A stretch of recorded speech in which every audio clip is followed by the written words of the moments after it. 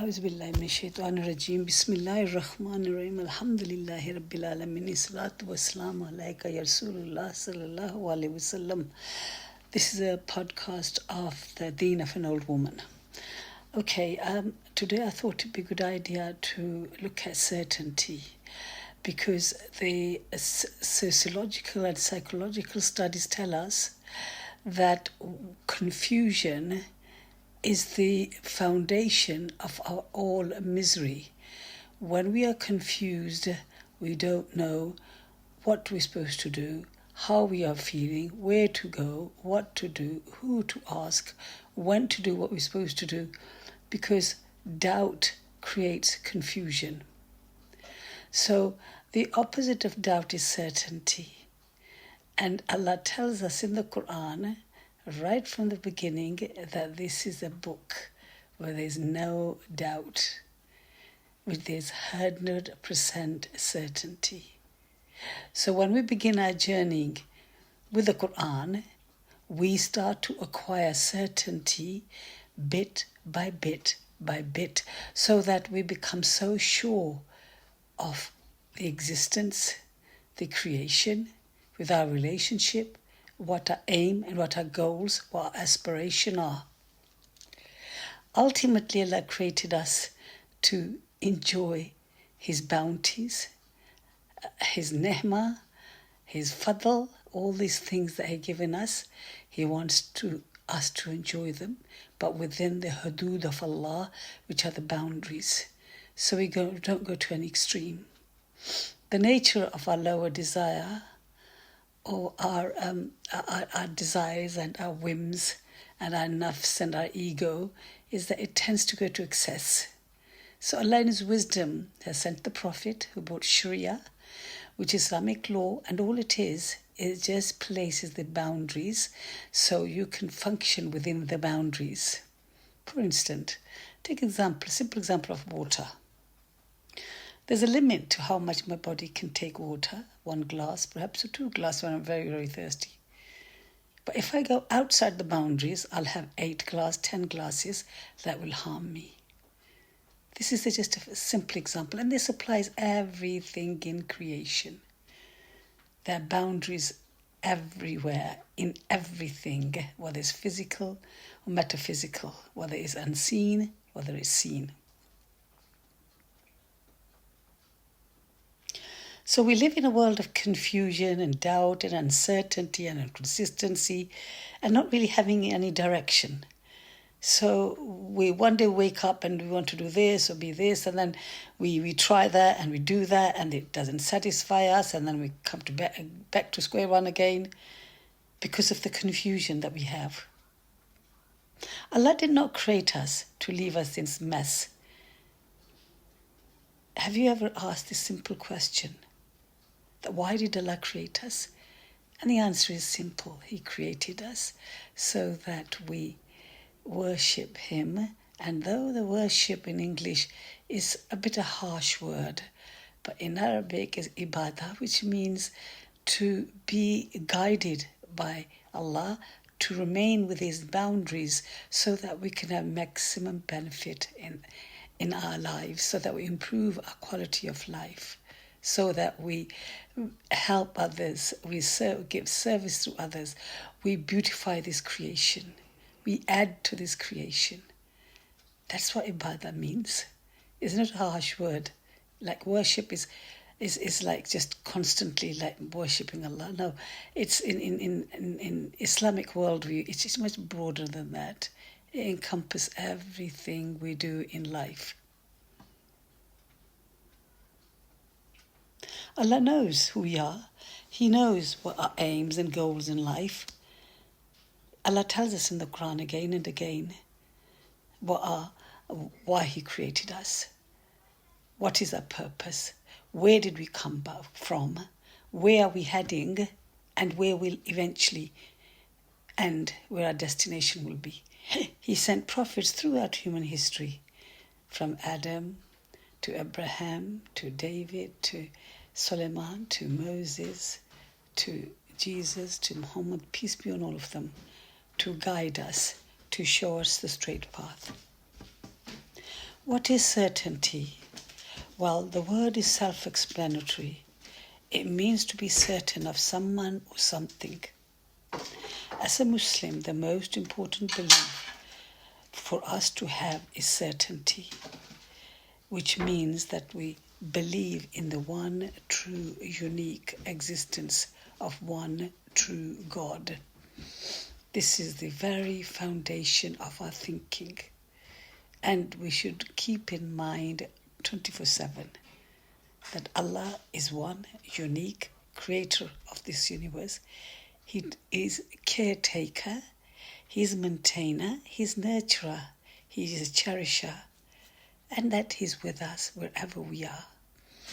To develop this awareness or taqwa, that Allah is with us wherever we are, and to be mindful of His commandments, fulfill the duties and the rights that Allah has given us. This idea should be kept in the forefront of our mind. So certain is to believe, recognize, discover that there's only one God worthy of worship, and to believe that He is the controller of every atom and everything around in the world. He controls everything. He gives us the ability to act upon this world, but ultimately it's Allah who facilitates our actions and our emotions and our words. Certainty also means to be certain of the article of Islam, so that our life can revolve around them.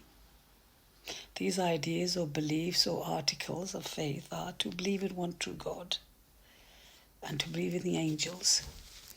Subhanallah. If we only could see how the angels interact with His creation, with the command of Allah, carrying out all His commandment in this creation, we would be so fascinated. There are constant stream of traffic of angels that are going up and down the sky and coming to the earth, bringing various things down, taking various things up. The simple fact is that even we have two angels on our shoulders that are recording our deeds, that are watching us, one on the right and one on the left. They're recording everything that we do. So these are the two articles, to believe in one true God and believe in the angels. Then we have to believe in the sacred scriptures. We believe, and as the Quran states, that Allah has given all the previous prophets scriptures, from Abraham to Moses to Jesus, peace be on them. And Quran is the final accumulation and confirmation of all those scriptures. And those scriptures are just a guidebook to guide us to how we navigate in this world, how we go through this world, how we maintain relationships, how to live an honest, a just, truthful and life full of beauty and light. Because when we live with the guidance of Allah, we just benefit ourselves. Islam came to benefit us. That's the purpose of Islam and all the other previous scriptures. And then Allah tells us to believe in His messengers. So we believe in all His messengers, peace be on all of them. They were the exemplary human beings who they were the best of creation who ever walked this earth. They fulfilled God's commandment. And as a Muslim, we have to also imitate the Prophet, how he lived his life. In everything that he did in life, we're supposed to be doing that, because that's the perfection. That's the perfect way of doing things. And the beautiful story of Sahaba, who tried to imitate the Prophet so much that they would only eat what the Prophet ate. And when they were traveling, they would stop at a particular spot where the Prophet stopped. They tried to imitate the Prophet as much as they could. And as a Muslim, we are so lucky that we have legacy of the Prophet, peace be on him, in his Sunnah. Nearly every Muslim household has the selection of Imam Bukhari and all the other hadiths. And even now you could download it on the telephone and you could have access to that so that you know how the Prophet, what he prayers there, he said when he woke up, when he ate, when he was going to go out, when he dressed, when he went to work. All these are recorded precisely. The mercy of Allah, so that we are not left confused. Then there is Day of Judgment. Again, that's another element or segment of certainty, to know that we will be accountable for everything we do in this life. We will be judged whatever we do in this life. Accountability and responsibility are the two most important words that we should live by. After having certainty of one true God and Islam, or the way of life, we should be responsible and accountable for what we do. The Salaf, the previous generation, they used to take account of what they did. So every night before they would go to sleep, they would go through what they did during the day, and the good they did, they would be grateful, and if they did something wrong, they'll try to eradicate it the following day. And this is the foundation of spiritual growth. That's how we spiritually grow, by taking accountability and doing self-awareness or muhasabah, to know what we are doing and why we're doing it. And then finally, the other certainty is to believe in heaven and hell, which is our final abode.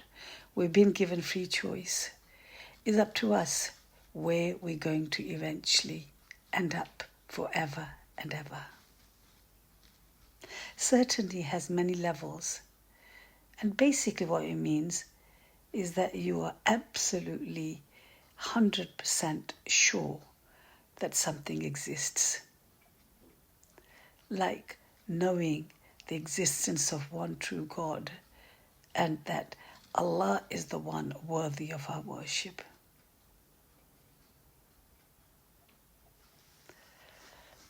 Allah wants to have some level of certainty and to develop this relationship, in particular obedience to Allah for our benefit.